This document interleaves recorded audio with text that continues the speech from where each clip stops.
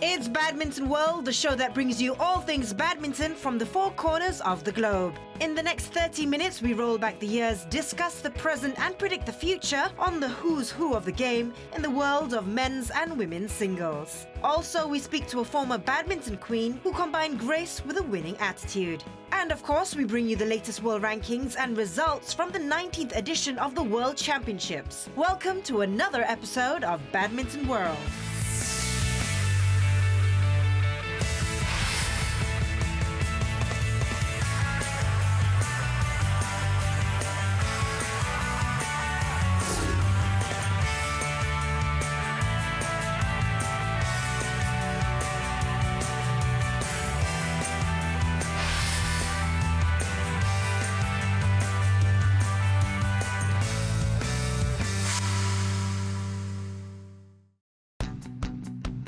Probably the most interesting and at the same time the most difficult question to answer in the badminton world is, who is the greatest shuttler of all time? The question may be far from original, but is enduringly compelling.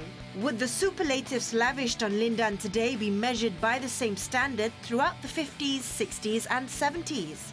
Would it be fair if we put Wong Peng Soon, Dave Freeman in the 50s, or Ferry Sonneville and Tan Jo Hock in the 60s, in the same elite pool as the stars of the 90s or the present millennium? Where does the present batch stand in the scheme of things? Badminton World explores this question.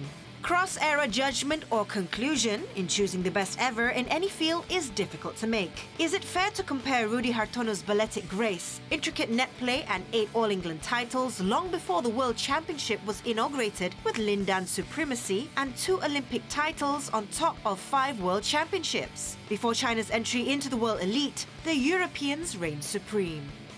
Back in those days, it was very much, the Danes were very, very strong. Great Britain, England players were very good too, Swedish players, German players. But you have to remember it was very, very different because, of course, the Chinese players weren't playing on the world tour, and nor were the South Koreans. So, of course, they're 2 of the big powerhouses nowadays, and if they weren't playing at the time, then, of course, that gave opportunities to some of the European players. In track and field, the 100-meter dash is the blue ribbon event. Likewise, in badminton, singles remains the biggest draw card across all eras. The first Asian to bag the unofficial world title in the form of the All-England Championship was Malayan's Wong Peng Soon. He built his reputation based on masterful footwork and powerful strokes that earned him 4 All-England titles and 3 Thomas Cups and the moniker The Great Wong. Others fortunate enough to be part of the 60s might suggest Erland Kops, the formidable Dane, who won 7 All-England men's singles and 4 doubles titles before the World Championships were inaugurated in 1977. But all competed before China entered the international arena, before Han Jian, Yang Yang and Zhao Jinhua ruled the roost, paving the way for Lin Dan to be where he is today. Lee Chong-wei has no doubts as to who is the greatest among them all. I think right now, from yesteryears till the present, it will have to be Lin Dan. Because he's the one with the most titles. At the World Championships, twice at the Olympics, 3 world titles. I think he's the most famous player by far. If not for Lin Dan's presence, Chong-wei would have amassed the titles that matter, the Olympic gold and the world title. That would have earned Chong-wei the right to be considered on par with those legends of yore. But Lin Dan appears to be head and shoulders above the rest. He has a long list of admirers who share Chong-wei's sentiments. As a player, I really admire Lin Dan because he's a really strong personality. He's a great sportsman, and I know him since junior times, and the way he developed and the way he is right now and all the progress, it's really, really great, and he's representing our sports in such a great way, which I really, really appreciate. I actually don't admire any player, but if I have to name one, it's Lin Dan. Observers believe Lin Dan combines the best of China's 2 top shuttlers in the 80s and 90s. Lin Dan's repertoire has Yang Yang's agility, precision cross-court play and powerful smash. He allies that with Zhao Jinhua's deceptive play, courtcraft and brilliance. All three happen to be dynamic attacking left-handers. Like Yang, Lin Dan can launch attacks from unexpectedly great heights, cutting the shuttle short or exploding it into corners. He can create cat-and-mouse ploys, coaxing the shuttle to the net and then flicking it disguisedly to each corner. And most characteristically, he can turn defense into attack and back with fluidity. But turn back the clock further in the era of Rudy Hartono, there was one player who inflicted heavy defeats on title winners, albeit in friendly matches. The greatest of them all, some say, was Tang Xianhu. Tang has been described as easily the smoothest and neatest player. Agile with immaculate stroke play, Tang seldom used his backhand. Legend had it that when his opponent smashed, he returned the smash even before his opponent could recover from it. Among his conquests were Kops and Sven Pri. The outside world was deprived, though, of a player who made badminton look simple. In short, he was like the faster version of Wang Pengsun. If Tang was the best attacking player, Hao Jiaqiang was the best defensive player with a sound attacking play. Unfortunately, they did not play in tournaments organized under IBF, the forerunner of BWF. I have enjoyed playing badminton from a very young age. When I became an athlete, I achieved a lot of great results until I reached a certain age. Then I stopped. After I became a coach, I produced a lot of great players. And some went on to become champions as well. Among those Tang mentored was ironically Lin Dan. Before him, it was Li Lingwei, Han Aiping and the Indonesian generation that boasted of Alan Budi Kusuma, Ardi Wiranata and Hendrawan. Just before Lin Dan wreaked havoc, though, there was Taufik Hidayat. I would say he's amazing. I think he's one of the best players all time, I would say, because what he brings is not just the quality of the game, but also the style which he brings along, the smooth-footedness and the deception and the net game. I think overall that's somebody who's a treat to watch for all of the world. You don't have to be from Indonesia to appreciate what Taufik does. I think across the world people love him. Well, first of all, through the years from around 2000 to 2007-8, he was one of the best players in the world. Of course, 2004, he was Olympic champion, 2005, he was world champion. And, well, I think he's one of the most skillful players that's ever played men's single. Time, however, is ripe for the world to welcome a new generation. An intriguing issue, would the pretenders to the throne hail from Asia or the old continent? I think it's very obvious that I would have to say Victor Axelsen in men's singles. He is an excellent player and I'm training with him every day and I'm just very, very impressed with the level he's playing at right now. He's for sure a lot better than I was when I was 18. And I'm sure that he will have a bright future ahead of him. He's also one of the most dedicated boys I've ever seen.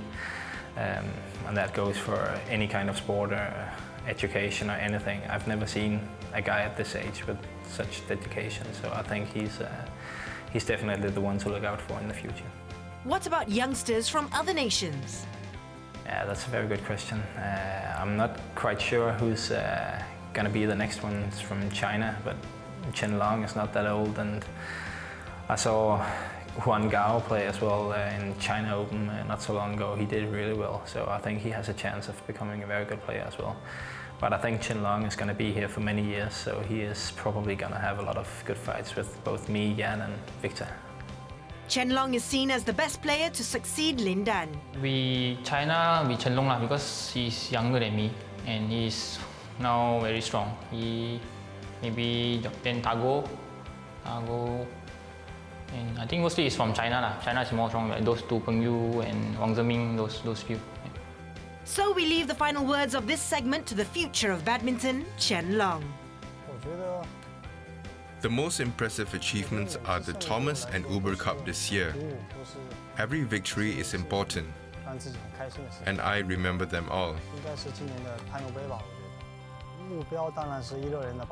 The final goal, of course, is the 2016 Olympics. But we will work towards it step by step.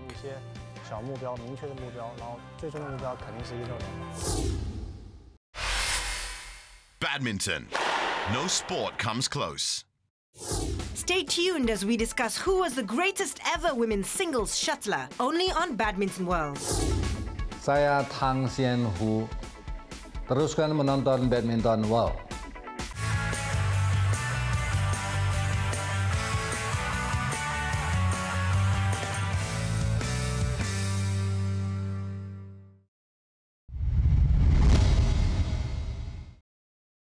Welcome back to Badminton World. Badminton is the fastest racket game, with some describing playing badminton is like playing chess at 200 miles per hour. This requires a combination of explosive power, speed, agility, and strategy. But technological innovations have greatly influenced today's practitioners. Badminton has become technology-oriented. As a result, the world welcomes stronger grip and power cushions for shoes, lightweight but powerful rackets, aerodynamic shuttles, and video technology. Driven by the National Sports Institute, Malaysia has been the end user of sports science technology for more than a decade, with 2 silver medals from 2 editions of the Olympic Games as returns on investments. In helping Lee Chong-wei bring home the silver medal in 2012, the sport team from the NSI developed an in-house software application for tactical analysis, as the team were based in Bath University in England. When Chong-wei tore a tendon in his ankle during the Thomas Cup tie in May 2012, there were fears he would not be able to recover in time for the Olympics 3 months later. The fact that he not only recovered but defended his silver medal after coming close to defeating Lin Dan was testimony to the work done by the specialists, as well as NSI medical and physical conditioning team. With a program that is technologically driven and ably supported by a reliable medical team, Malaysia continues to strive for excellence.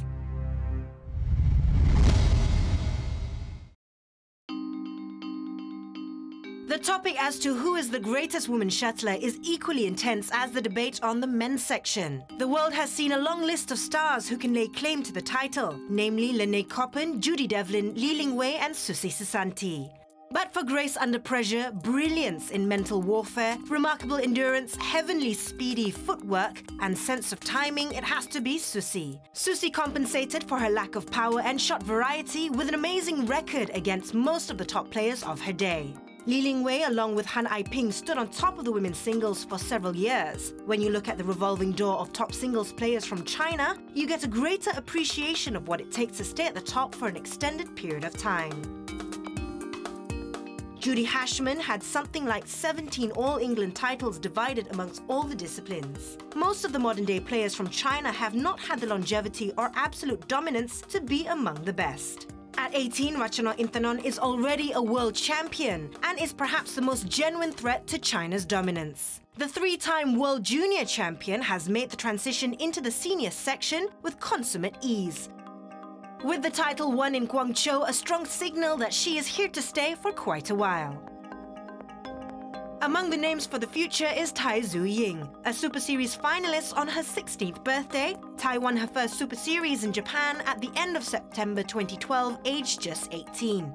It has been a continual rise up the rankings that started with her appearance in the Singapore Super Series final in June 2010 and the semi-final appearance in France. The All-England Super Series was the catalyst for her success in Japan.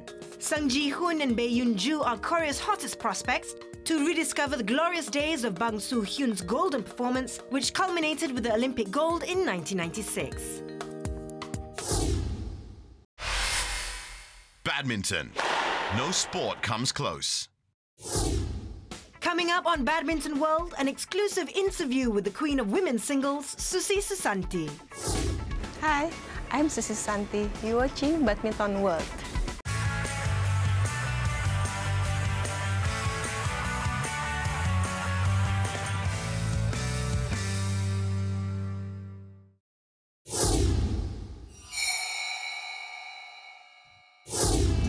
Welcome back to Badminton World. China's Lin Dan and Thailand's Ratchana Intanon waltzed their way into the record books, picking up the men's and women's singles title respectively at the Wang Laoji BWF World Championships 2013 in Guangzhou, China, as Indonesia showed signs of revival with 2 titles of their own.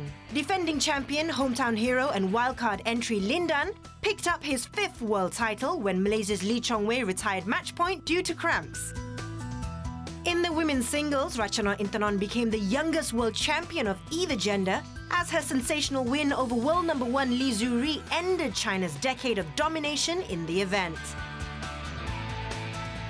Indonesia took the men's doubles through Muhammad Ahsan and Hendra Setiawan, who beat Denmark's Matthias Bo and Carsten Mogensen 21-13, 23-21. And also the mixed doubles via Tontowi Ahmad and Liliana Natsir, who beat top seed Zhu Chen and Ma Jin in a nail-biting finish to pick up their 3rd world title. Wang Zhaoli and Yu Yang claimed the women's doubles titles over Zhang Yina and Yeom Hai-won of South Korea to retain the title they won in London 2 years earlier.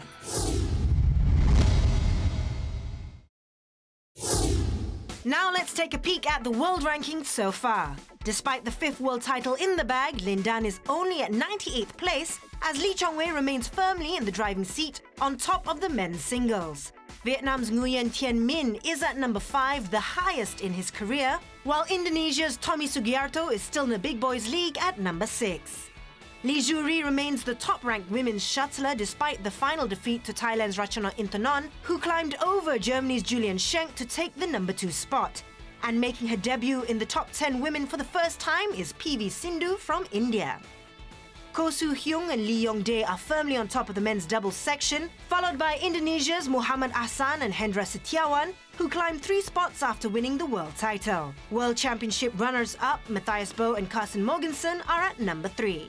In the women's doubles, there are no changes in the top 5, with Wang Zhaoli and Yu Yang remain the top pair.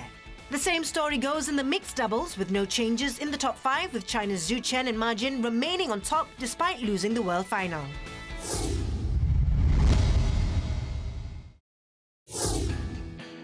The pick of events in October are the Superseries Premier Yonex Denmark Open from the 15th till the 20th, as well as the BWF World Junior Championships in Bangkok from 23rd October until the 3rd of November. For more information, you can visit BWF's official website. This month, we have a treat for badminton fans as we speak exclusively to a player who had won it all.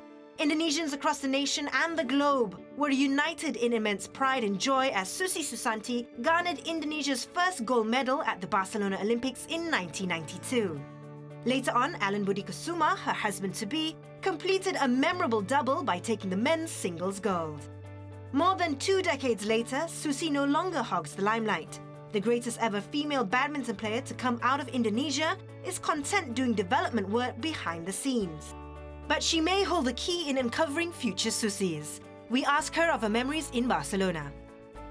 Pastinya, yes, saya senang, bangga. I was so proud and happy because that was the first time Indonesia won a gold medal.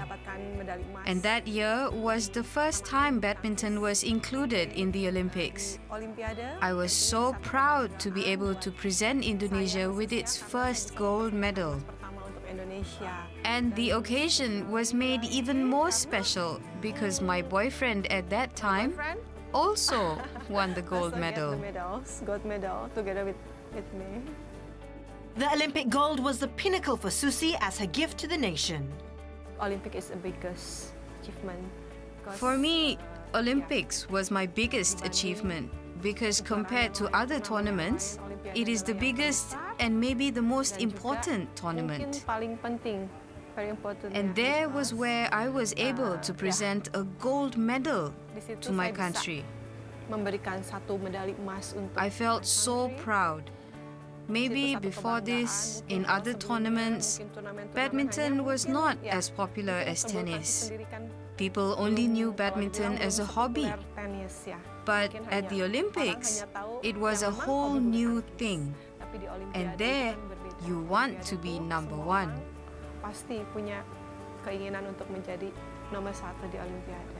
Susi's massive contribution to Indonesia is reflected upon her glittering career. She dominated the women's singles event in the early to mid-1990s, winning the All England in 1990, 1991, 1993 and 1994, the World Badminton Grand Prix consecutively from 1990 to 1994, and the World Championship in 1993. She led the Indonesian team to triumph at the Uber Cup in 1994 and 1996. Other than her gold medal at Barcelona, she also won a bronze medal at the 1996 Olympic in Atlanta. Susi was inducted into the IBF Hall of Fame in May 2004 and received the Herbert Shield Trophy from the IBF Council in 2002 for outstanding exceptional services to badminton. There is only one regret. I've won all the tournaments I've played in except one, the Asian Games. I didn't get a chance to play in that tournament. Like all athletes of world caliber, Susi had one particular player she looked up to. Li Lingwei of China, the two-time world champion, who is now a member of the elite IOC Executive Committee. I like her a lot because she is a great player. Her style of play is beautiful. I like it. With a baby on the way, Susi retired in 1998, leaving a vacuum yet to be filled in the Indonesian setup. So what is she up to these days?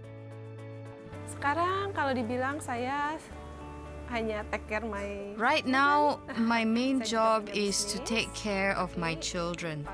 I do own businesses, but the most important thing for me right now are my children. After that comes my sports equipment business. The brand name is a combination of my name and my husband's, Aztec, Alan Susi Technology. I also own a spa business. I have 7 branches around Jakarta. So that's it. I take care of my family and my businesses. Jadi ya, selain take care anak-anak, saya juga punya usaha untuk kegiatan sehari-hari. In between running a sports equipment corporation, Aztec, Alan and Susi Technology, 7 centers offering foot reflexology, sports physiotherapy and spa facilities, as well as taking care of her family, Susi also runs an academy. Saya punya klub, tapi mungkin I have a club, but just a small one. There are not many players, only around 30 to 40 people. They are not serious players. For them, they play only as a hobby. I also don't coach. My sister and an assistant handles the training. Susi is blessed with 3 children from her marriage to Alan. Eldest a daughter, Laurencia Averina, and 2 boys, Albertus Edward and Sebastianus Frederick. Badminton is in their genes, but the game is played by Susi's offspring mainly to cultivate a love for sports. I introduced badminton to them, but they are not serious players. It's more of a hobby and a fun thing. Plus, it keeps them healthy. With a hectic schedule, what does she do to unwind? Shopping, eating, traveling. Family aside, Susi is among a group of former players hired to inject a breath of fresh air into the PBSI, Indonesia's Badminton Federation. I can see the new management now is giving a new lease of life and hope that one day Indonesian badminton will regain its glory years and can be even more successful. The combination of ex-players and coaches who have created champions have resulted in satisfactory results for Indonesian badminton.